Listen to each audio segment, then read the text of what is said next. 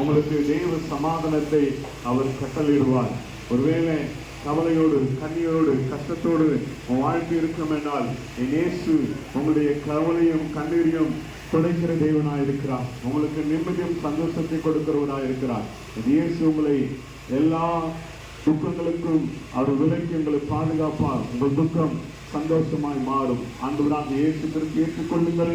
உங்களுடைய வாழ்க்கையிலே நிம்மதியும் சந்தோஷத்தையும் பெற்றுக்கொள்ளுங்கள். கர்த்தர் உங்களை ஆசீர்வதிப்பாராக. ஆமென், ஆமென்.